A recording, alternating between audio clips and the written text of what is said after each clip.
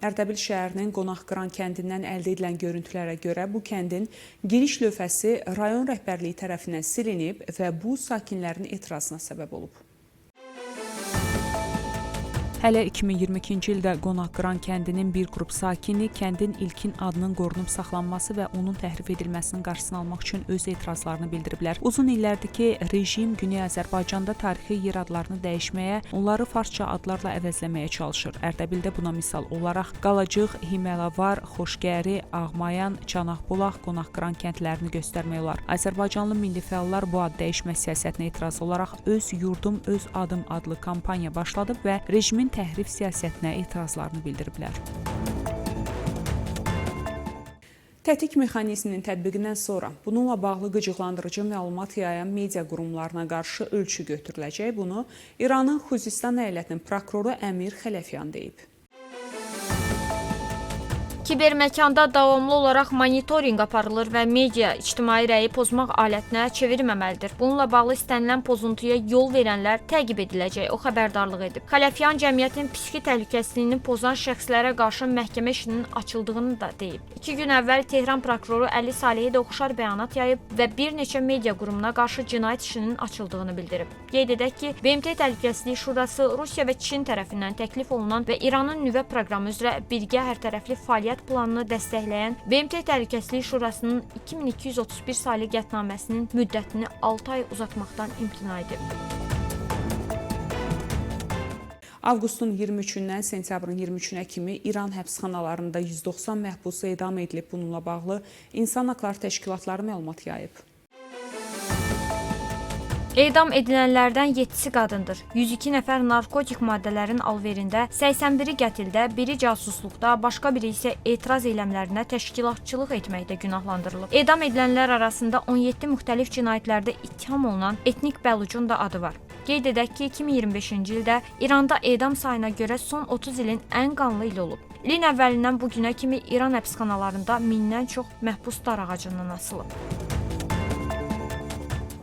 Davam edirik. İran prezidenti Məsud Pezeşkiyan bəyan edib ki, ölkəsi heç vaxt nüvə silahı yaratmağa çalışmayıb və dialoqa hazır olduğunu nümayiş etdirib. Bu sözləri Məsud Pezeşkiyanın onun rəsmi saytında dərc edilib.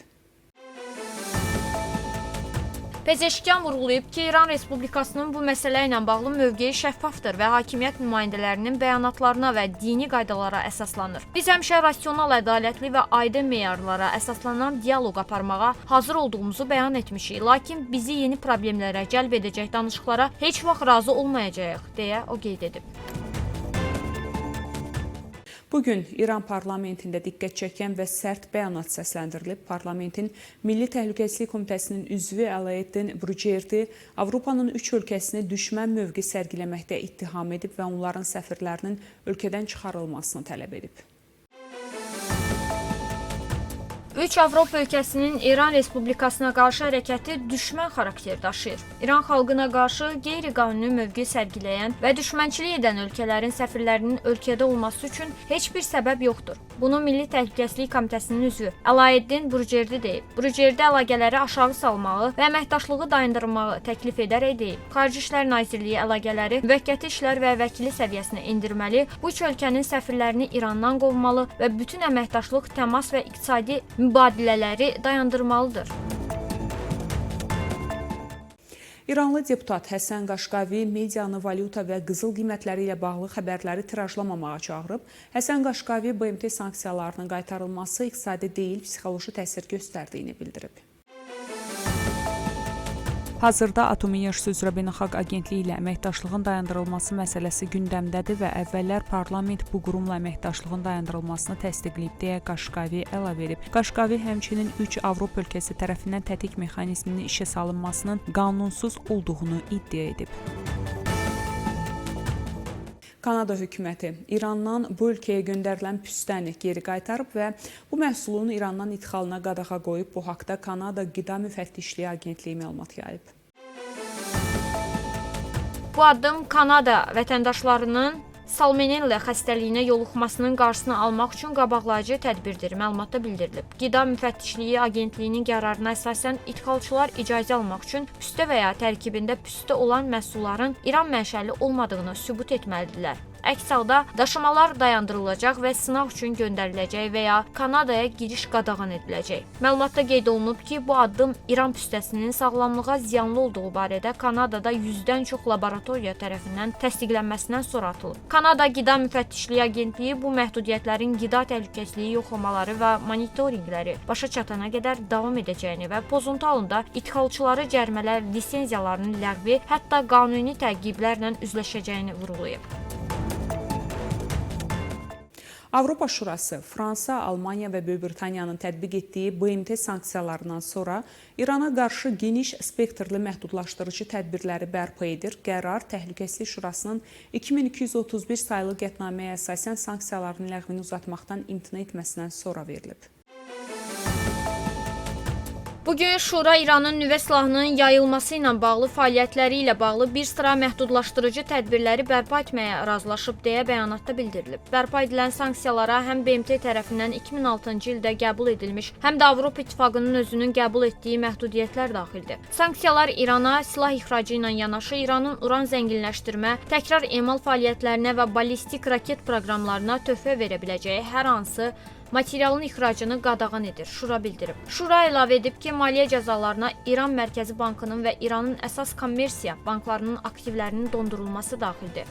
Qeyd edək ki, İrana olan nəqliyyat məhdudiyyətləri bərpa edilib. Avropa İttifaqı İran yük uçuşlarının Avropa İttifaqı hava limanlarına girişinin qarşısını almaq və İranın yük təyyarələrinə və qadağan olunmuş material və malları daşıyan gəmilərə texniki qulluq və xidmət göstərilməsini qadağan etmək üçün tədbirləri bərpa edir deyə bəyanatda qeyd edilib.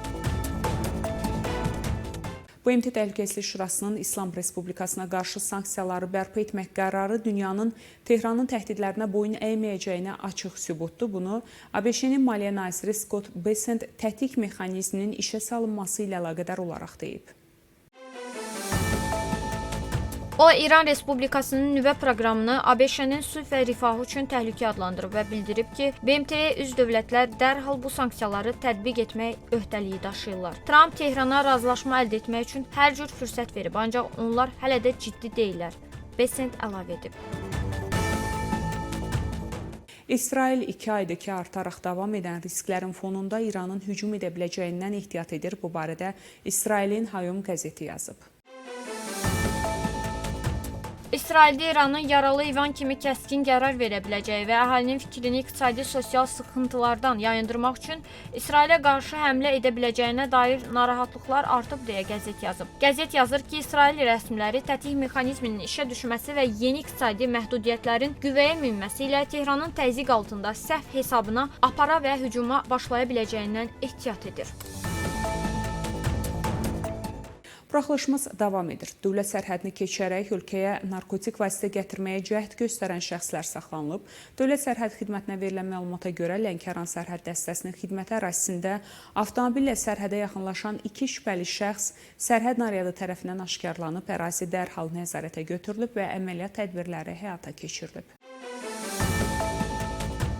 Dövlət Sərhəd Xidmətinin sərhəd qoşunlarının Lənkəran Sərhəd Dəstəsinin xidməti ərazisində avtomobillə sərhəd xəttinə doğru hərəkət edən 2 naməlum şəxs sərhəd naryadı tərəfindən müşahidə olunub. Sərhəd zastavası dərhal silaha komandası ilə qaldırılmış xidməti ərazi qapadılıb. Keçirilmiş sərhəd axtarışı və əməliyyat tədbirləri nəticəsində 90 BJ 616 dövlət qeydiyyat nişanlı avtomobillə həmin istiqamətə hərəkət edən Xaçmaz rayon sakinləri 1987-ci il təvəllüdlü Mövsümov Elşad Raminoğlu və 1997-ci il təvəllüdlü Rəhimov Murad Mehmanoğlu şübhəli şəxs qismində saxlanılıb. İlkin dindirmə zamanı saxlanılan şəxslər əraziyə ümumi çəkisi 8 kq 800 qram narkotik vasitəni götürmək məqsədi ilə gəldiklərini etiraf ediblər. Fakt üzrə əməliyyat istintaq tədbirləri davam etdirilir.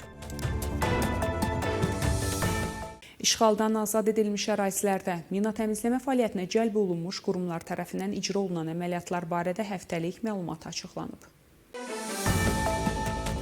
Azərbaycan Respublikasının Mina Təmizləmə Agentliyindən verilən məlumata görə Tərtər, Ağdam, Ağdərə, Laçın, Füzuli, Şuşa, Xocalı, Xankəndi, Kəlbəcər, Xocavənd, Cəbrayıl, Qubadlı və Zəngilanda, o cümlədən Qazax rayonunun işğaldan azad edilmiş Bağanis ayrım, Aşağı Əskipara, Xeyrimli, Qızıl Hacılı kəndlərində 100 piyada əleyhinə mina, 35 tank əleyhinə mina, 1661 partlamamış hərbi sursat aşkarlanıb. Bildirilib ki, 1225,1 hektar ərazi mina və partlamamış hərbi sursatdan təmizlənib. Bakı Hərbi Məhkəməsində Ermənistanın silahlı birləşmələri tərəfindən Azərbaycana qarşı törədilmiş hərbi və insanlıq əleyhinə cinayətlərə görə təqsirləndirilən erməni əsilli şəxslərin cinayət işi üzrə məhkəmə prosesi davam edir. Proses Bakı məhkəmə kompleksində hakim Zeynal Ağayevin sədrliyi ilə keçirilir. Məhkəmədə 15 nəfər, o cümlədən Qondarma Dağlıq Qarabağ rejiminin keçmiş rəhbərləri, müharibə cinayətləri, soyqırımı, təcavüzkar müharibə, işgəncə və digər ağır ittihamlarla mühakimə olunurlar. Qeyd edək ki, əvvəlki iclaslarda zərər çəkmiş şəxslər ifadə veriblər.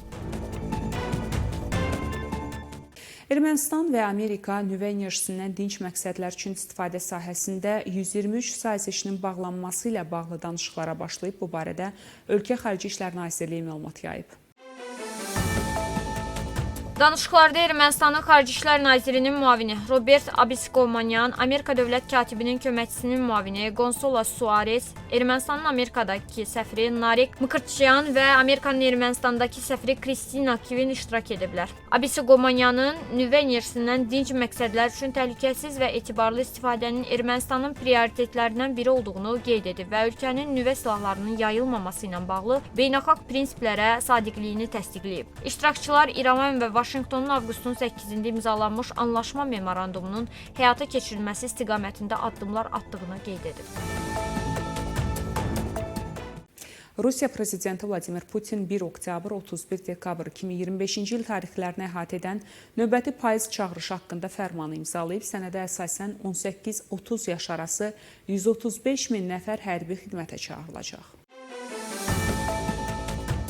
Bu rəqəm ötən ilin payız çağırışından təxminən 2000 nəfər çoxdur. 2024-cü ilin müvafiq göstəricisi isə 133 min nəfər səviyyəsində olmuşdu. Bu sadəcə bir çağırış deyil. Bu Kreml üçün məcburiyyətə çevrilən müharibənin növbəti mərhələsidir. Ukraynadakı müharibə 4-cü ilə girərkən Putin getdikcə daha çox insanı səngərə göndərmək məcburiyyətində qalır. Rusiya ordusunun canlı qüvvə itkisi artıq Kreml üçün ən ağırlı məsələyə çevrilib və bu çağırış Moskvanın strateji böhranın dərinliyini gizlədə bilmədiyini göstərir. Amerika Prezidenti Donald Trump dəfələrlə bəyan edib ki, hər həftə döyüş meydanlarında təxminən 7000 əsgər ölür və onların da yarısından çoxu Rusiya ordusunun əsgərləridir. Dünyanın ən çox məlumatlandırılmış liderlərindən birinin bu açıqlaması müharibənin real miqyasını ortaya qoyur. İtkilər böyüdükcə Putin daha çox insanı ölümə göndərməyə məcbur olacaq. Bu çağırış həm də onu göstərir ki, Kreml müharibəni qısa müddətdə dayandırmaq niyyətində deyil. Əksinə Putin getdikcə daha çox resursu və canlı qüvvəni bu sonsuz qanlı münaqişəyə səfərbər edir. Hər yeni çağırış Rusiya cəmiyyətini daha dərindən yaralayır, çünki minlərlə ailə övladlarını geri dönməyəcəklərini bir cəbhəyə yola salır. Belə hörmətli tamaşaçılar, bu saata çatdıracağım əsas xəbərlər bunlar idi. Görüşmək ümidi ilə salamat qalın.